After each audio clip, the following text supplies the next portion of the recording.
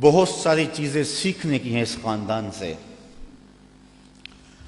رواداری اور خودداری بھی سیکھی جا سکتی ہے. جب یہ لشکر حضرت امام حسین رضی اللہ تعالیٰ عنہ کو شہید کر دیتا ہے اور آپ کے لاشوں کے اوپر گھوڑے دوڑائے جاتے ہیں اور ہوائیں مٹی ان کے اوپر اڑا دیتی ہیں، اور پھر وہاں سے شہیدوں کے سر نیزوں پہ چڑھا کے کوفہ اور کوفہ سے دمشق لے جایا جاتا ہے، تو یزید پوچھتا ہے اپنے خاص لوگوں سے کہ اس راستے کے اندر تم نے ان کی کیفیت کیا دیکھی؟ یزید بدبخت کے دل میں یہ تھا کہ میں اب بھی فاتح بن جاؤں، امام زین العابدین ڈر کے گھبرا کے ان مشکلات سے میری بیعت کر لیں، کیونکہ اگر امام زین العابدین بیعت کر لیتے تو کربلا کی ساری داستان زیرو ہو جاتی. اور وہ یہ کرنا چاہ رہا تھا، لیکن زین العابدین کی رگوں میں بھی تو خون حسین تھا، تو بڑے دکھ دیے. آدمی حیران ہو جاتا ہے کہ کس طرح انہوں نے گھوڑوں کے اوپر سوار کرا کے اطرت پیغمبر کو بازاروں میں پھرایا، اور پھر ان کے سر نیزوں کی نوک پہ چڑھے ہوئے تھے.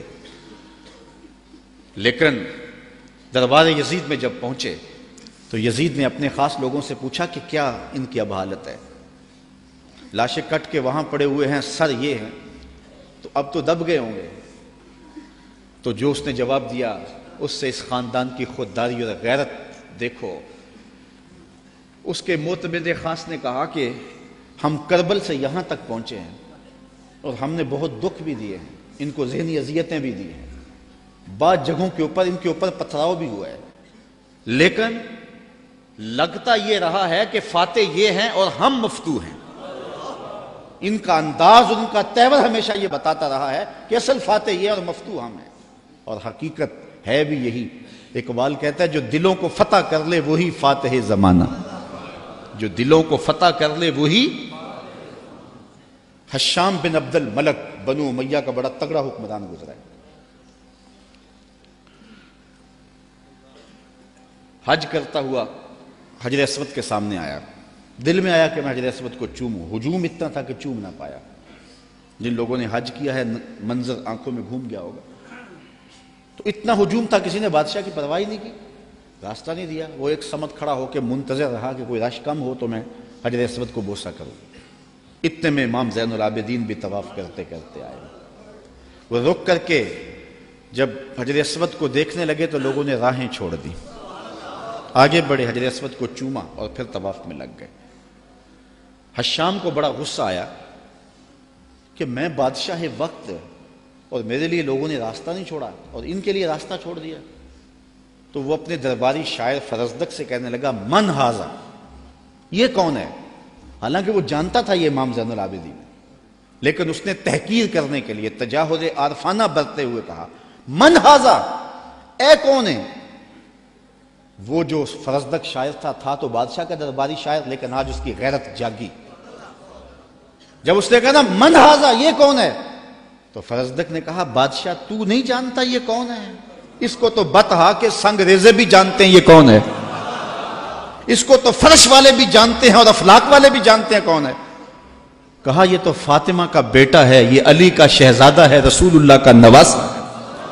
اور پھر کھڑے کھڑے امام کی شان میں قصیدہ لکھ دیا، اور اس میں فرزدق نے بادشاہ کو مخاطب ہو کے کہا تیرا نکرہ کرنا اس معرفہ کو نکرہ نہیں کر دے گا. یہ کل بھی معرفہ تھا، یہ آج بھی معرفہ ہے. تیرا من ہاذا کہنا اس معرفہ کو نکرہ نہیں کرے گا. بادشاہ کو اتنا غصہ آیا کہ اس نے فرزدق کو ایک بند کنویں میں ڈلوا دیا، قید کروا دیا. امام کو پتہ چلا تو انہوں نے اشرفیوں کی ایک تھیلی بطور جو ہے وہ محبت فرزدق کے پاس بھیجی. تو اس نے چوم کی آنکھوں سے لگائی اور خادم کے ہاتھ میں واپس کرتے ہوئے کہا کہ امام سے کہنا، میرا سلام دینا، کہنا ان ٹگوں کے لیے بادشاہوں کی نوکری کی ہے ساری زندگی، اور یہ جو میں نے قصیدہ لکھا ہے پیسوں کے لیے نہیں کیا، اشرفیوں کے لیے نہیں لکھا، آپ کے نانے کی شفاعت کے لیے لکھا ہے. جو دلوں کو فتح کر لے وہی فاتح زمانہ. آپ پورا شہر ڈھونڈ لیں، آپ کو شمر نام کا شخص نہیں ملے گا، آپ کو خولی نام کا شخص نہیں ملے گا، آپ کو ابن زیاد نام کا شخص نہیں ملے گا، آپ کو یزید نام کا شخص نہیں ملے گا. اور اگر آپ ڈھونڈنے نکلے دور کیا جانا اسی محفل سے ڈھونڈ لے، ہزاروں علی کے نام کے ہوں گے، ہزاروں حسین کے نام کے ہوں گے، شبیر کے نام کے ہوں گے، اور کتنی تجھے محبتیں اے فراز چاہیے، ماؤں نے تیرے نام پہ بچوں کے نام رکھ دیے۔ جو دلوں کو فتح کر لے وہی فاتح زمانہ۔